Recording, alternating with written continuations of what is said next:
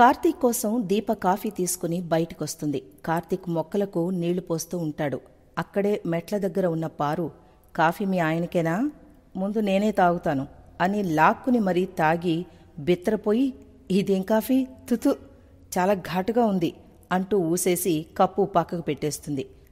దీప నవ్వుతూ, మా బావ కాస్త గొంతు పట్టేసినప్పుడు కాఫీలో మిరియాల పొడి వేసి ఘాటుగా తాగుతాడు అంటుంది పారుతో. వాడు మనిషే తేడా అనుకున్నాను, అలవాట్లు కూడా తేడాగానే ఉన్నాయా అని తిడుతుంది పారు. ఇంతలో జో లోపల్నుంచి కార్తీక్ ఆ పక్క నుంచి అక్కడికొస్తారు.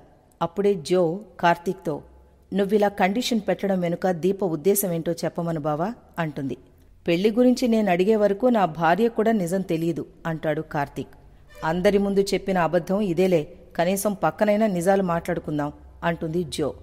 వెంటనే కార్తీక్, నా భార్యకు తెలిస్తే ఏంటి, తెలియకపోతే ఏంటి అంటాడు. మనం కాస్త ప్రాక్టికల్గా మాట్లాడుకుందాం దీపా అంటూనే జో పారుతో, మంగళసూత్రం ఏ కారణం చేతైనా తెగిపోతే ఏం చేస్తారు గ్రాని అంటుంది కావాలనే. ఏం చేస్తాం, దేవుడికో దండం పెట్టుకుని మరో తాడు కట్టుకుని మెడలో ముడేసుకుంటాం అంటుంది పారు. మరి దీప కూడా అలాగే వేసుకోవాలి కదా అంటుంది జో. అంటే నువ్వు తెంపేయడం కరెక్టే అంటావు అంటాడు కార్తీక్. అది తప్పు అనే కదా మా మమ్మీ సారీ చెప్పడానికి మీ ఇంటికొచ్చింది అంటుంది జో. నువ్వు చేసింది తప్పే అయితే మేం చేసింది కరెక్టే కదా అంటాడు కార్తీక్. కరెక్టే బావా, నేను ఇదే అడిగేది. ఇప్పుడు నా చెయ్యి తగిలి తాళి తెగినట్టే బజారులో ఎవరిదో చెయ్యి తగిలి దీప తాళి తెగింది అనుకుందాం, అప్పుడు నువ్వేం చేస్తావు అంటూ గ్యాప్ ఇస్తుంది. జో మాటలు దీప కార్తీకులకు కాలుతూ ఉంటే పారు సంబరంగా చూస్తూ ఉంటుంది మనవరాలి వైపు. వాళ్లను 2 తిట్టి వదిలేస్తావా, లేదా వాళ్ళింటికెళ్ళి మీ అమ్మా నాన్న నా భార్యకు అమ్మా నాన్నలుగా ఉండి పెళ్లి చెయ్యాలి అంటావా అంటుంది జో తెలివిగా. వెంటనే పారు విజిల్ కొట్టి మరీ జో తెలివిని పొగుడుతుంది. ఆహా, ఏమడిగావే, నువ్వు లా చదివుంటే లాయర్ అయ్యుండేదానివి. రై కార్తీక్ చెప్పరా, నా మనవరాలు అడిగిన దానికి నోరు పడిపోయిందా అంటుంది పారు వెటకారంగా తిప్పుకుంటూ. దీప చూస్తూనే ఉంటుంది. వెంటనే కార్తీక్ మౌనాన్ని చూసిన జో నవ్వుతూ, నా ప్రశ్నకు బావ దగ్గర సమాధానం ఉండదులే గ్రాని అంటుంది. అంతలేదు పెద్ద మేడం గారు, మన దగ్గర ఎప్పుడూ ఒక ఆల్ ఇన్ వన్ ఉంటుంది, అన్ని ప్రశ్నలకు సమాధానాలు మన దగ్గరుంటాయి అంటాడు కార్తీక్. అయితే చెప్పరా అంటుంది పారు. ఈ ఇంట్లో జరిగినట్లే ఇంకెక్కడైనా జరిగితే ఇక్కడ పెట్టినట్లే కండిషన్ పెడతారా అనేగా ప్రశ్న అంటాడు కార్తీక్. హా అవును అంటుంది పారు. జో కూడా అవును అన్నట్లే తలాడిస్తుంది. దీప ఏం సమాధానం చెప్తాడా కార్తీక్ అని చూస్తూ ఉంటుంది. ఇప్పుడు నా భార్య ఈ ఇంట్లో పని మనిషి, ఇంతకుముందు పనిచేసిన ఆడవారి మెడలో తాళి కూడా పెద్ద మేడం గారు ఇలాగే తెంపారా అంటాడు కార్తీక్. జో పారు బిక్కముఖాలు వేస్తారు.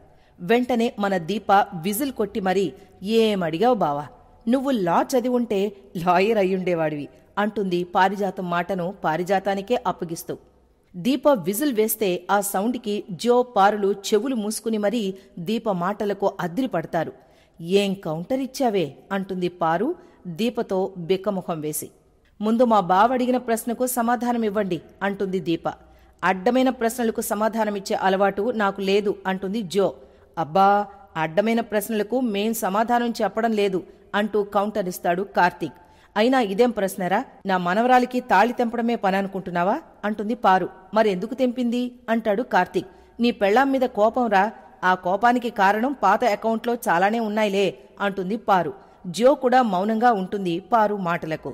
హా, ఇప్పుడు అర్థమైందా మా పెళ్లి ఈ ఇంట్లోనే జరగాలని ఎందుకు కండిషన్ పెట్టాను? ఈ తప్పు అనుకోకుండా జరగలేదు పారు, కావాలనే జరిగింది. అందుకే ఈ ఇంట్లో మా పెళ్లి జరగాల్సిందే అంటాడు కార్తీక్. ఆశలు పెట్టుకోవద్దు బావా, అది జరగదు అంటుంది దీప. ఇది చాలా చిన్న కోరిక మేడం గారు, జరుగుతుంది, చూస్తూ ఉండండి. ఇదిగో దీప, వీళ్లతో మనకు మాటలేంటి, నువ్వు లోపలికెళ్ళు, ఎవరికేం కావాలో చూడు అంటాడు కార్తీక్. దాంతో దీప వెళ్ళిపోతుంది. అయినా జో పారులు కార్తీక్తో మాట్లాడడానికి ప్రయత్నించడంతో కార్తీక్ పైకి చూసి నరసమ్మతో మాట్లాడడం మొదలు పెడతాడు. ఇక పైకి చూసి కార్తీక్, ఇదిగో నరసమ్మ, ఏంటి మీ గోల, నా టెన్షన్లో నేనుంటే ఛీ అని తిట్టేసి వెళ్ళిపోగానే వాడు మనల్నే తిడుతున్నాడే అంటుంది పారు. పిచ్చవాగుడు వాగితే తిట్టకేం చేస్తారు అంటుంది జో. నువ్వేం కంగారు పడొద్దు, వాడడిగింది ఈ ఇంట్లో ఎవ్వరూ చేయడానికి సిద్ధంగా ఉండరు, ఈ పెళ్లి జరగదు అంటుంది పారు. అయినా జో పారులు తెగ రగిలిపోతూ ఉంటారు.